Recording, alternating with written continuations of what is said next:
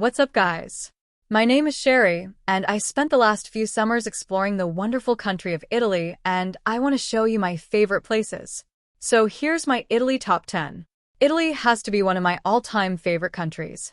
It's home to some of the world's most fascinating history, stunning towns, and pure Mediterranean vibes. From the jagged peaks of the Dolomites to the jaw-dropping coast of Sardinia, Italy has it all. Let's start this video off at the incredible Amalfi Coast. I have to say this is one of the most beautiful places not just in Italy, but all of Europe. The Amalfi Coast is located in southern Italy, about a 3 hours drive from Rome.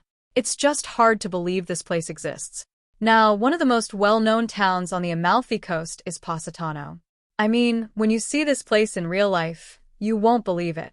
It's hard to beat the backdrop of the mountains filled with colorful villas against the Mediterranean Sea filled with boats and yachts. If you can handle the skinny roads, I definitely recommend just driving along the whole entire coastline and seeing all the beautiful towns. One notable place on the coast is the city of Atrani. It's one of the best preserved medieval towns on the Amalfi Coast. If you want a more adventurous activity, you can take a hike on the Path of the Gods. Anyways, the Path of the Gods is a 6-kilometer trail that takes you above the cliffs of the coast. You'll be able to get some of the most jaw-dropping views, on which is unreal. Now, the best time to visit the Amalfi Coast is around May or early fall. You'll be able to miss the summer crowds while still enjoying the warm Mediterranean weather. Now, just off the coast, there's an incredible island called Capri. Now, to get to Capri, you can take a 45-minute ferry from Naples for around €20. Now, one of my favorite features of the island is the Fire Galleone. It's an impressive sea stack that juts out the island. There's this little archway. If you're sandy, you can drive a boat through. When you do go to Capri, I definitely recommend renting a boat. That'll be the best way you can see the entire island and find all its hidden grottos and just jaw-dropping coastline. Now, after Capri and the Amalfi Coast, we're going to head up to northern Italy to visit the Dolomites. I spent several weeks exploring the Dolomites, and I consider it to be some of the greatest days of my life. One of my favorite places in the Dolomites is Cinque Terre, the green grass slopes contrasted with a jet-sacked mountain ridge, makes for one of the most unbelievable landscape combos in the world. Now, to get to Cinque Terre, I took 2 gondolas up the mountain and made it to the top. When I got there, the clouds covered half the mountain, make it from one of the best views I've ever gotten. I mean, places like this just really spark your imagination and make you feel like a kid again. I hope everyone can witness the power of Cinque Terre at least once in a life. Now, another magical place nearby is Alti Susi. It's home to the largest high alpine meadow in Europe, the backdrop of the Sassalungo Mountain with the farm huts creek to scenes straight out of a dream. Another must-visit place in the Dolomites is Stretami de Lovridu. Now, I love this place so much. I spent 4 days exploring the area. I mean, there's just so much to see here. The Dolomites will have a special place in my heart, and I hope you all can visit them one day. Now, after hiking the Dolomites, we're going to head over to Lake Como. Now located at the base of the Alps, Lake Como is a sight to see.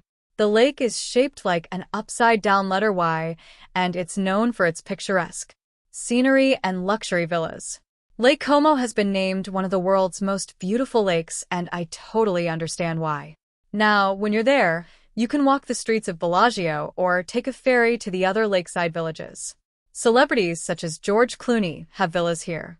I mean, hey, if I had the money, I'd probably buy one too. After Lake Como, we're going to head to the coast to visit Cinque Terre.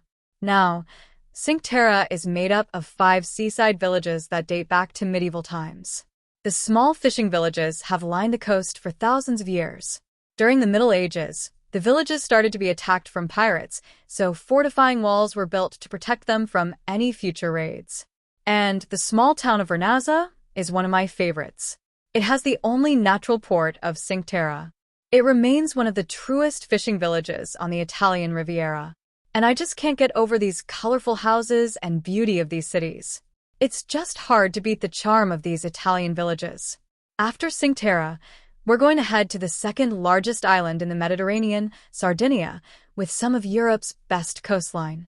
I've never seen beaches and the clearest water I've ever seen. Sardinia is the place you gotta go. Now, one of the most impressive spots on Sardinia is the Amalfi Coast. It's 40 kilometers of coastline that's made up of massive limestone cliffs and secluded beaches. Now, special thanks to my friend the Drone Book for helping out with footage. He has one of the best videos on Sardinia, and I'll link it in the description below. There's so many great places in it. Now, the Amalfi Coast isn't the easiest place to reach. Most places require a hike or a boat ride. So if you go, I definitely recommend renting a boat so you can see all the coast. Now, one of my favorite places is Cala Gorarite. It has this insane rock formation coupled with crystal clear water. I would just do anything be cruising on a boat there right now. It's just a freaking paradise there. Now, after Sardinia, we're going to head back to the mainland to visit Italy's capital of Rome. Now, Rome may be one of the most famous and iconic capitals in the world. Its history spans over 28 centuries, with its founding taking place in 753 BC. Ancient Rome's architecture stands today and draws millions of tours each year. One of the most well-known structures of the capital is the Colosseum.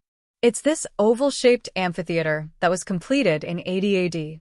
It was the largest amphitheater built and could hold anywhere from 50 to 80,000 spectators. You can just marvel at structure from the outside, or take a guided tour to witness the interior. One of my favorite attractions is the Trevi Fountain. It's a Baroque-style fountain that was built in 1762. There's just so much to see in Rome. I hope you can all visit it one day. After Rome, we're going to head south to visit the region of Puglia, now located on the Boot Hill of Italy. Puglia is a region famous for its whitewashed towns and magnificent coastline. One of my favorite places in Puglia is Pogliano a Mare. It's a stunning town right on the Adriatic coast. What I love about it is how the city's built right on the sea cliffs. They're just on there so perfectly that it looks like they're going to fall off. There's some restaurants built into the caves on the sea cliffs. It's just such a cool spot. One of the most famous places in the city is Cala Porto. It's probably the most recognized place in all of Puglia. It's a stunning beach that's surrounded by cliffs coupled with crystal clear Mediterranean water. Just pure paradise there. Afterwards, we're going to head to the island of Sicily. Now, Sicily is the largest island in the Mediterranean. It's just full of culture and fascinating history. One of the most impressive places on the island is the Valley of the Temples. Located in the town of Agrigento, it's one of the world's most stunning examples of Greek architecture. There were 7 temples built here by the Greeks in the 5th century BC. Unfortunately, they were burnt down by the Carthaginians, but rebuilt by the Romans 4 centuries later. One of the most well-preserved is the Temple of Concordia. It features the classic Greek pillars, and it just makes you wonder what this must have looked like when it was first. While we're still in Sicily, we're going to head over to the city of Catania. What's crazy about Catania is that it lies at the base of the massive Mount Etna volcano, which is 3,326 meters tall. It's one of the world's most active volcanoes. I'm just wild to see the ash shooting out the top. What a crazy yet beautiful city. Afterwards, we're going to head up north to the incredible region of Tuscany. Now located in central Italy, Tuscany is known for its landscapes, history, and artistic legacy. I've been obsessed with Tuscany ever since I've seen The Gladiator. It's a land full of rolling golden hills dotted with countless little hilltop towns. It'd just be so cool to retire here and live on a Tuscan farm. One of my favorite cities in Tuscany is San Gimignano. Now, San Gimignano is a stunning medieval city perched upon a hill. One of the most iconic features of the city is the medieval watchtowers. Currently, there are 14 watchtowers still standing, but during its prime, there were over 72 towers, with the highest being 230 feet tall. The towers were built as a result of competing families who wanted to build the tallest and most grand tower. I can't imagine how it must have looked like back then. I guess you could say it was the Manhattan of the Middle Ages. San Gimignano's medieval vibe has been a touch throughout time and has become one of the most popular medieval locations in all of Italy. After San Gimignano, we're going to head to the capital of Tuscany to visit the iconic city of Florence. I have to say that Florence is my favorite city in all Italy. It's considered to be the birthplace of the Renaissance. One of the most impressive buildings is the Florence Cathedral. When you look at it, you just can't believe how big it is.